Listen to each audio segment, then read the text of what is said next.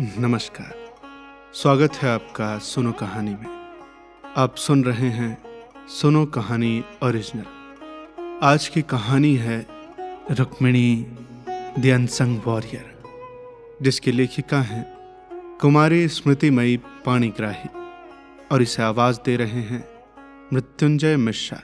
कहानी शुरू करने से पहले मैं आप सभी को बताना चाहूँगा कि ये कहानी है उस हर एक माँ की, उस हर एक औरत की जिसने अपने से ज़्यादा प्राथमिकता अपने लोगों को दी, अपने बच्चों को, अपने परिवार को दी। ये कहानी है उस हर एक औरत की जो कि परिस्थितियों से लड़ी भिड़ी, लेकिन तब भी उसने हार नहीं मानी।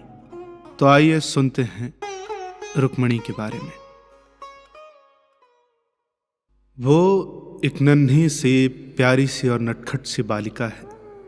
बचपन की वो चमक जो हर छोटी सी खुशी में आंखों से छलक उठती है, उसके चेहरे पर हमेशा बनी रहती है।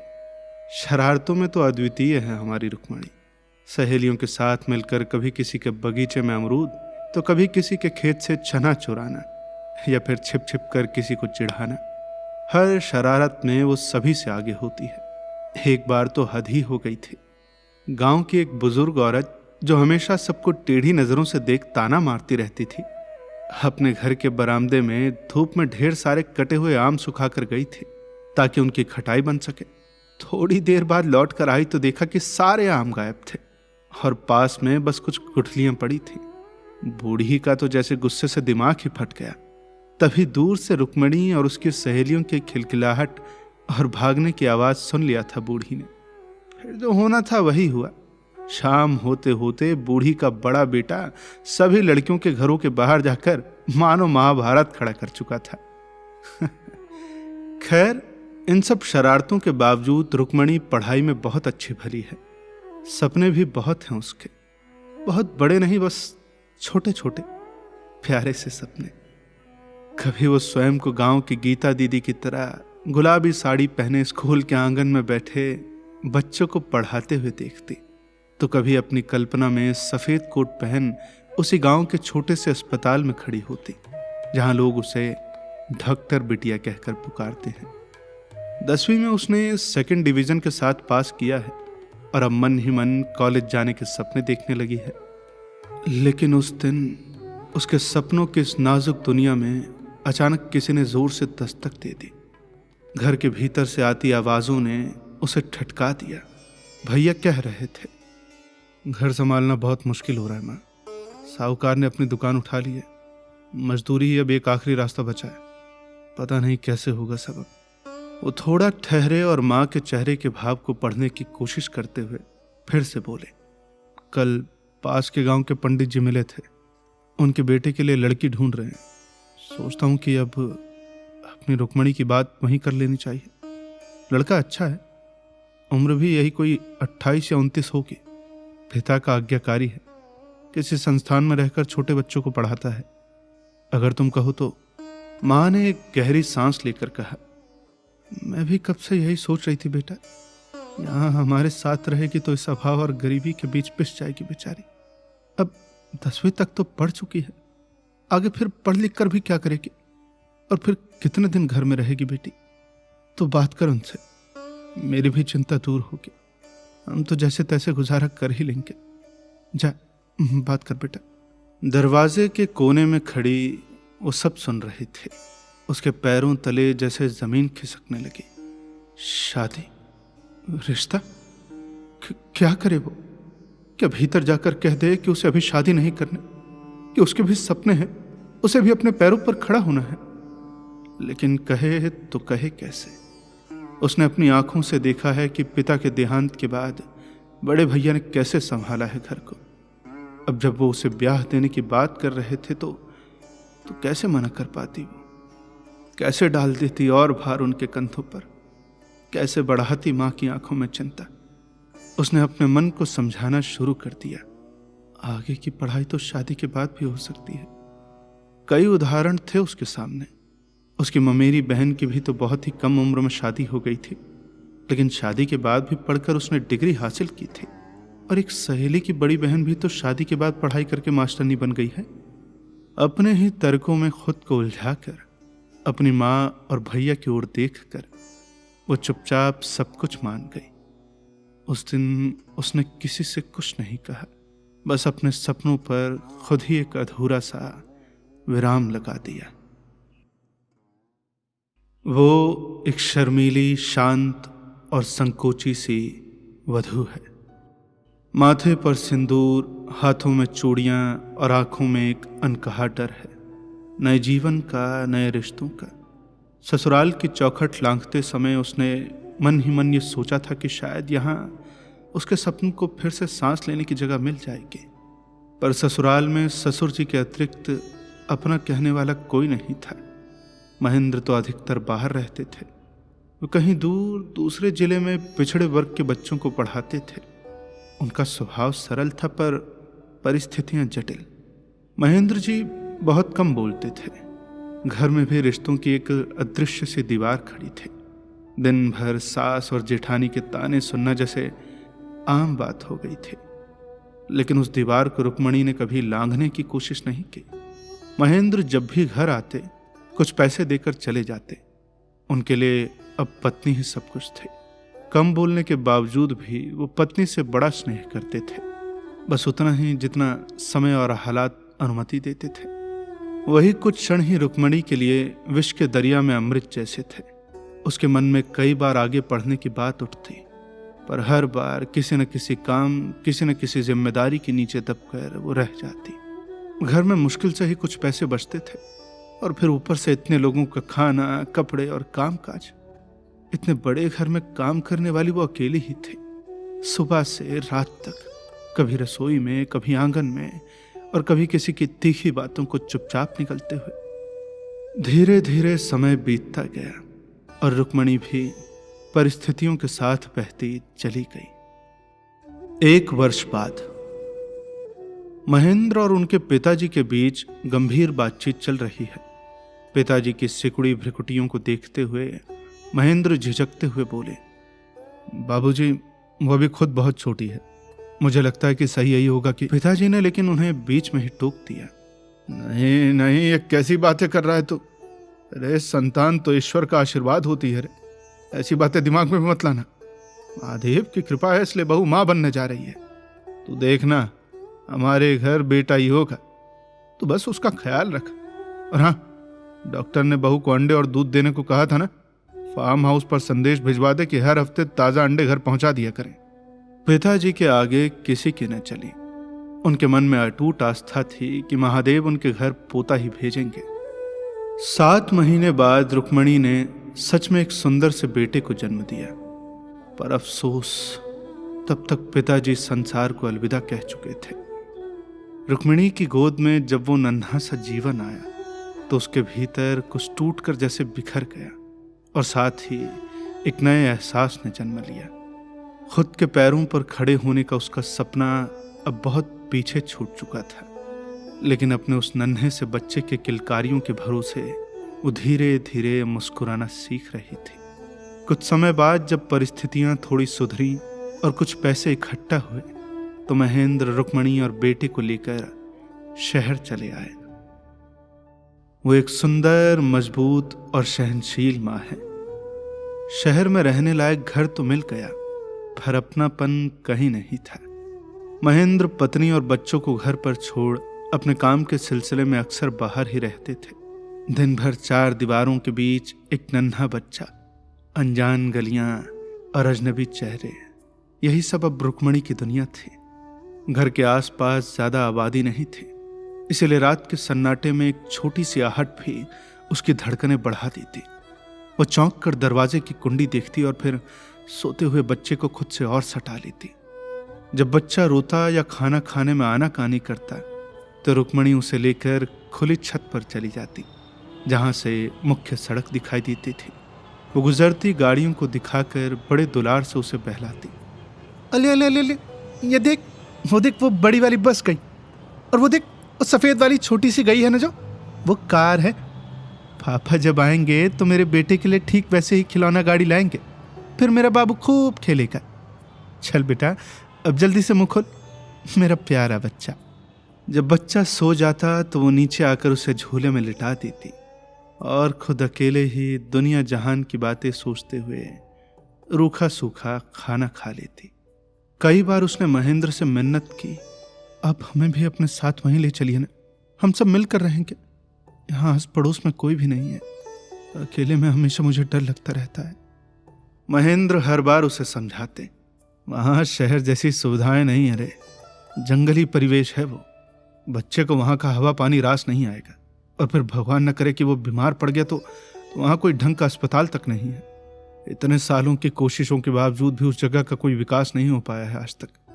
रुक्मणी चुप हो जाती।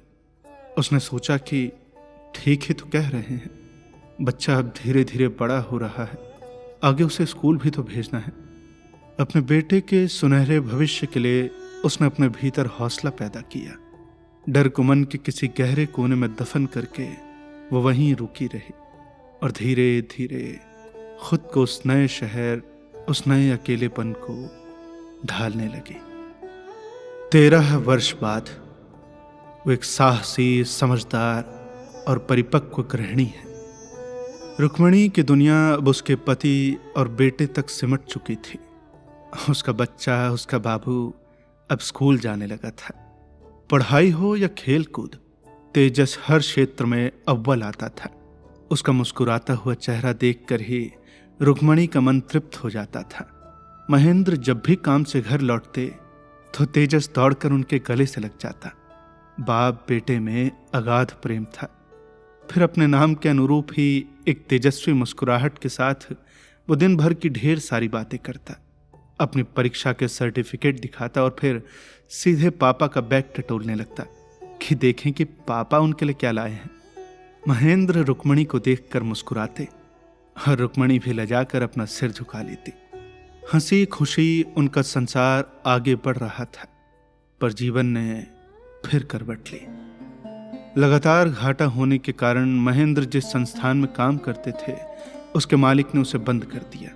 अचानक से महेंद्र के सामने बेरोजगारी का अंधकार छा गया। हताश महेंद्र ने एक दिन कहा, रुक्मणी, मैं कुछ भी करके हमारे खाने पहनने लायक पैसों का तो इंतजाम कर लूंगा, लेकिन हमारे तेजा की पढ़ाई। रुक्मिणी ने तुरंत ढांढस बंधाते हुए कहा, अरे आप ऐसा मत कहिए, तेजा पढ़ने में बहुत होशियार है, उसके मास्टर साहब भी उसकी तारीफ करते नहीं थकते। महेंद्र कुछ देर चुप रहे, फिर बोझिल आवाज में बोले, तो फिर उसे किसी सरकारी स्कूल में डाल देते हैं, वहां भी तो पढ़ाई होती ही है। रुक्मिणी कुछ बोल नहीं पाई, पर उसके मन में उथल पुथल मच गई। तेजस अब छोटा बच्चा नहीं था, उसके अपने सपने थे, अपनी एक दुनिया थी। अगर अचानक उसे प्राइवेट स्कूल से निकालकर सरकारी स्कूल में डाल दिया गया तो फिर उसके कोमल मन पर क्या बीतेगी? क्या वहां उसका मन पढ़ाई में लग पाएगा? शहर के सरकारी स्कूलों की हालत कैसी थी ये रुक्मणी और महेंद्र दोनों अच्छे से जानते थे, लेकिन घर की इस परिस्थिति में भला और किया भी क्या जा सकता था। दिन भर यही उधेड़-बुन सोचते सोचते शाम हो गई। तभी दरवाजा खुलने की आवाज आई और तेजस दौड़ता हुआ माँ के पास आया। उसके हाथ में 3 सर्टिफिकेट और 2 चमचमाती ट्रॉफियां थी। माँ देखो ना। उसकी आंखें गर्व से चमक रही थीं।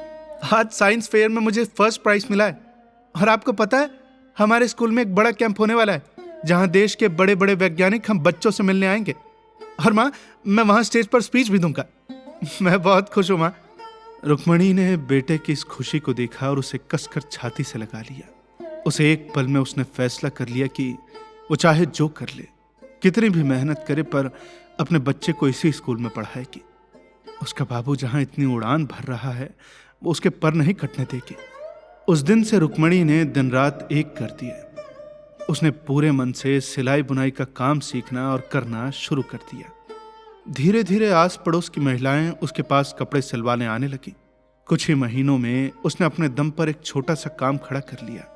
तेजस उसी स्कूल में पढ़ता रहा और उधर महेंद्र ने भी हिम्मत नहीं हारी और छोटा मोटा काम ढूंढकर घर में हाथ बटाने लगे। अब तीनों का जीवन संघर्षपूर्ण तो था, मगर आत्मसम्मान के साथ आगे बढ़ रहा था। 15 वर्ष बाद दिल्ली एयरपोर्ट पर हमेशा की तरह भीड़ और आपाधापी का माहौल था। लोग तेजी से इधर उधर आ जा रहे थे। इन्हीं सब के बीच 47 वर्षीय रुक्मणी अपने पति महेंद्र के साथ खड़ी थी। उसकी बड़ी बड़ी आंखें हर चीज को विस्मय से देख रही थी। कांपते से हाथों में उसने बोर्डिंग पास को कसकर थाम रखा था, मानो वो कागज का टुकड़ा नहीं बल्कि उसके हौसले का सहारा हो। उसने धीरे से महेंद्र के कान में कहा, मुझे तो बहुत डर लग रहा है जी, आप ही जाकर हो आइए ना। मेरा कोई मेरे जाना जरूरी है क्या? और वैसे भी मैं वहाँ उन विदेशियों के बीच क्या ही भूल पाऊंगी। महेंद्र जी उसके भोलेपन पर हल्के से मुस्कुरा दिए और फिर रहस्यमय अंदाज में बोले, अरे ऐसा कैसे चलेगा? आज तेजा के लिए बहुत बड़ा दिन है, तुम नहीं जाओगी तो उसे अच्छा लगेगा क्या? रुक्मणी ने फिर कोई आपत्ति नहीं की। पूरे सफर में वो पति का हाथ थामे रही। कभी जहाज की खिड़की से बादलों के समंदर को देखती, तो कभी अपने भीतर उठते डर और उत्सुकता को काबू करने की कोशिश करती। और फिर 8 घंटे की लंबी यात्रा के बाद हवाई जहाज ने लैंड किया म्यूनिख, जो कि जर्मनी में था। 29 वर्षीय तेजस अपने माँ बाप को लेने एयरपोर्ट तक आया था। रास्ते भर उसने उन्हें शहर दिखाया, ऊंची इमारतें, चौड़ी साफ सड़कें और तेज रफ्तार जिंदगी। रुक्मिणी सब कुछ ऐसे देख रही थी जैसे किसी और ही लोक में आ गई हो। आखिरकार गाड़ी एक बहुत बड़ी इमारत के सामने रुकी। बाप बेटे के बीच आंखों ही आंखों में कुछ बात हुई। तभी तेजस आगे बढ़ा और उसने माँ की आंखों को अपनी हथेलियों से ढक लिया। अरे अरे ये क्या कर रहा है रे तेजा? रुक्मिणी घबरा गई। मुझे कुछ दिख नहीं रहा रे। तेजस हंसते हुए बोला, माँ आप बस मेरे सहारे आइए तो सही, आपके लिए एक सरप्राइज है, आइए ना।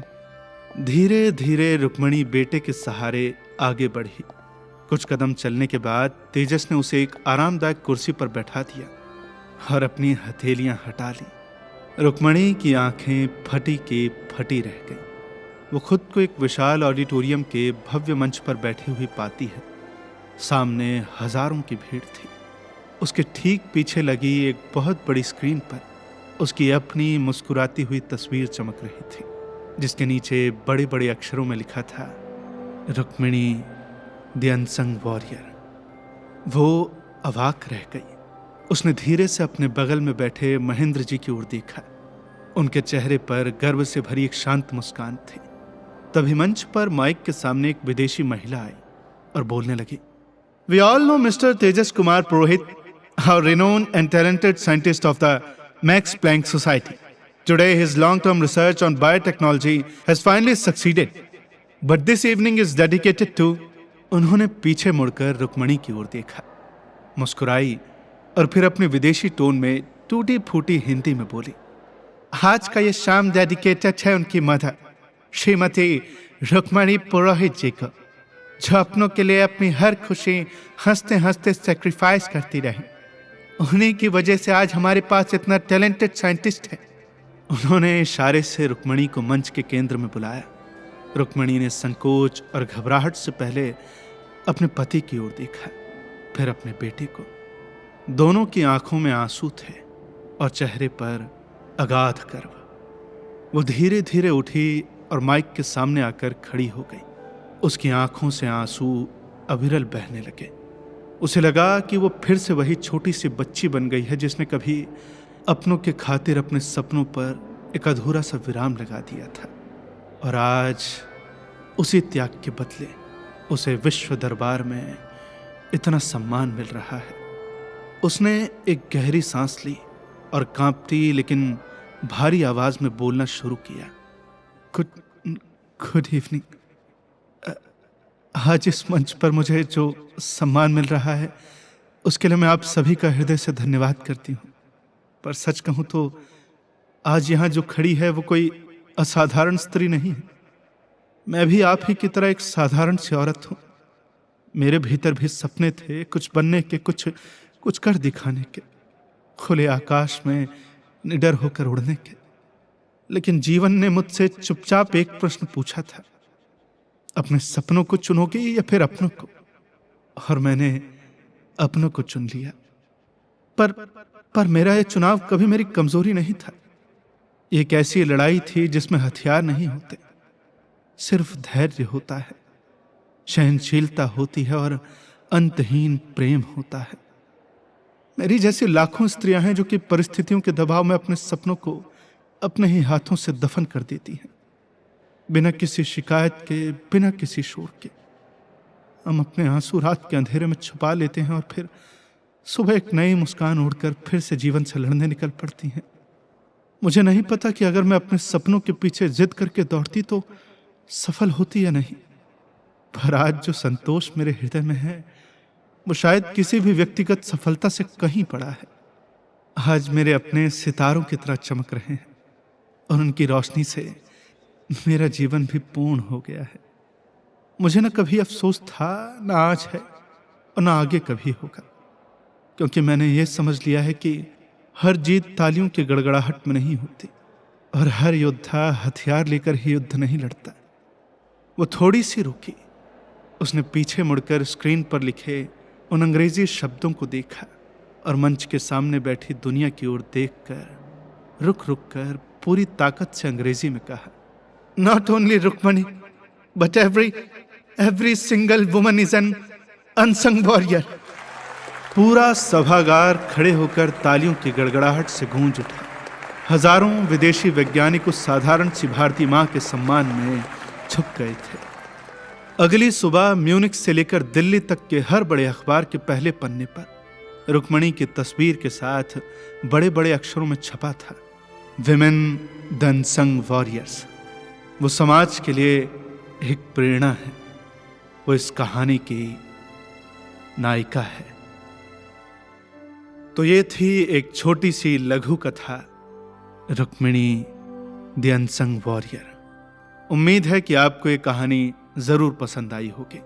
अगर आपको ये कहानी पसंद आई हो तो इसे शेयर करिए अपने दोस्तों के साथ, अपनी फैमिली के साथ और उन तमाम रुक्मणी के साथ जो कि अपने को अपनों के लिए कुर्बान करती रही। मिलते हैं आपसे अगली कहानी के साथ। तब तक के लिए सुनते रहिए सुनो कहानी की अन्य कहानियां और अपना ख्याल रखिए। धन्यवाद।